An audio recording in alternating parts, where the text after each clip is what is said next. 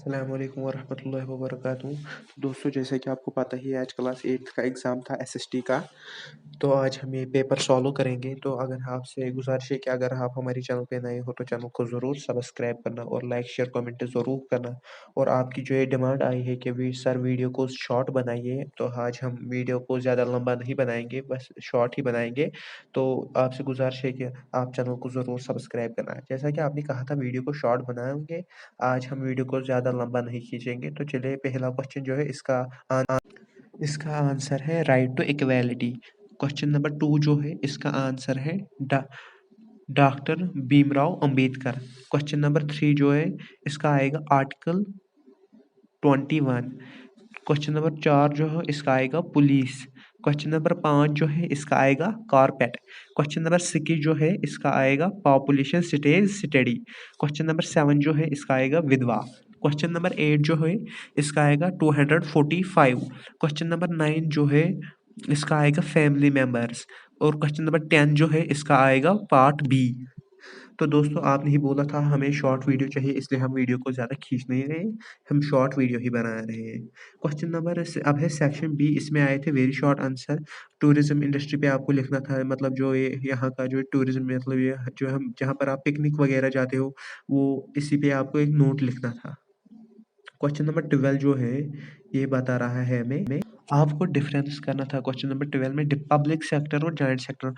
Public sector जो है वो owned and operated by the government, and joint sector जो है वो owned and operated by the government and joint and जो ये jointly owned and operated by the government and individuals और group of individuals इसको ऑपरेट करते हैं। Question number 13 जो है आपको जो मेन फीचर्स जो इन्फ्लुएंस करते हैं इंडस्ट्री के लिए, जैसा कि availability of raw material, availability of fresh water, advocate supply of water, ऐसे ही आपको लिखनी थी जो एक टूर इंडस्ट्री को जरूरी जो चीज़ें कुछ चीज़ें इंडस्ट्री को चाहिए, उन्हीं को आपको लिखना था।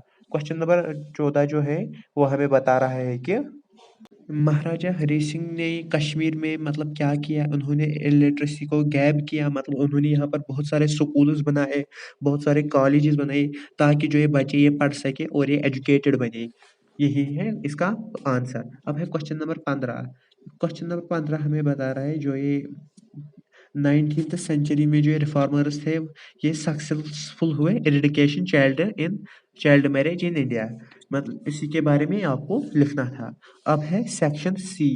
Question number 16। हाँ, suppose electricity supply in your area is not advocate such 3 ways. जो मतलब आपके गांव में जो ये बिजली ठीक से नहीं चल रही, आप इसको कैसे ठीक करोगे, 3 रास्ते बता उन्हीं के बारे में आपको बताना है। आपको 3 चीज़ें लिखनी है, जैसे कि हमें बिजली को दिन में नहीं खुला रखना चाहिए, हमें फ्रीजर्स को विंटर्स में इस्तेमाल नहीं करने चाहिए, हमें सोलर एनर्जी इस्तेमाल करनी चाहिए। ये तो यही 3 रास्ते आप लिख सकते। क्वेश्चन नंबर 17 जो है ये हमें बता रहे हैं जो ये यंग पॉपुलेशन जो है ये एक डेवलप्ड ह्यूमन रिसोर्स कैसे होता है। आपको यही मतलब लिखना था इसमें। जो ह्यूमंस है इनके पास जो टेक्नोलॉजी होती है, स्किल होता है, आर्ट होता है, उन अगर ह्यूमंस नहीं है तो वो बाकी रिसोर्सेज को इस्तेमाल कैसे करें। इसीलिए जो ये ह्यूमन रिसोर्स है, ये एक ह्यूमन जो है ये एक रिसोर्स है। ठीक है, यही आपको लिखना था। क्वेश्चन नंबर 18 जो है ये हमें बता रहे हैं नेशनल मूवमेंट को सपोर्ट किस क्यों किया, और ये इसमें बोलना था कि all adults have right to vote. क्यों ऑल एडल्ट्स को हैव राइट टू वोट क्यों था, मतलब सभी एडल्ट्स वोट क्यों डाल रहे थे। क्योंकि इसमें जो ये ऑल डिफरेंट रिलीजन्स है ना, उन्होंने नेशनल मूवमेंट में हिस्सा लिया था, इसीलिए इन पीपल को वोट देना करना चाहिए।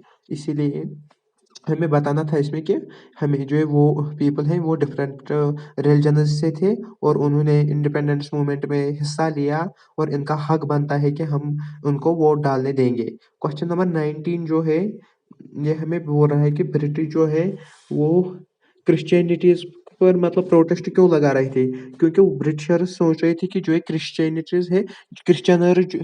जो है, ये जो क्रिश्चियनिटी के पीपल हैं, वो बता रहे हैं कि वो क्रिश्चियनिटी ब्रिटिश के पीपल को कन्वर्ट कर रहे हैं क्रिश्चियनिटी में। ये वो ब्रिटिशर्स को अपने मजहब में ला रहे हैं, इसीलिए उनको गुस्सा है। वो बोलते हैं कि हमारे पीपल को आप क्यों क्रिश्चियनिटी में तब्दील कर रहे हो, इसीलिए उन्होंने प्रोटेस्ट किया। क्वेश्चन नंबर 20 जो है, give why reason English language continue to be used in India after independence. क्योंकि आपको बोलना था इसमें कि इंग्लिश को क्यों किया कंटिन्यू, जब इंडिया आज़ाद हुआ इंग्लिश को क्यों कंटिन्यू किया। क्योंकि इसमें जो है इंग्लिश लैंग्वेज जो ये इंग्लिश लैंग्वेज है, इसमें आपको लिखना था क्योंकि ये ऑल ओवर द वर्ल्ड बोली जा सकती है। इंग्लिश जो है वो सभी दुनिया में हर किसी कोने में इंग्लिश बोला जा सकता है, क्योंकि ये एक नेशनल लैंग्वेज है, इसीलिए इंडिया ने भी इसको अपनाया अपने देश में। यही आपको लिखना था। अब है सेक्शन डी। इसमें बोलना था आपको शिफ्टिंग कल्टीवेशन क्या होती थी और इसके डिसएडवांटेजेस। शिफ्टिंग कल्टीवेशन क्या है, मतलब जो हम क्रॉप शिफ्ट विफ्ट करते हैं उसी के बारे में आपको लिखना था, और इसके क्या मुज़र असरात हैं वो आपको लिखने थे। अगर आपको ये नहीं आता तो दूसरा भी दिया था, outline map of the world shade on one part of arable land in each continued. Arable land के बारे में आपको कुछ लिखना था। क्वेश्चन नंबर 22 जो है, how did the moderators propose to struggle against British. जो मॉडरेटर्स होते हैं इन्होंने स्ट्रगल कैसे किया अगेंस्ट ब्रिटिश के खिलाफ, उन्होंने कैसे बोला।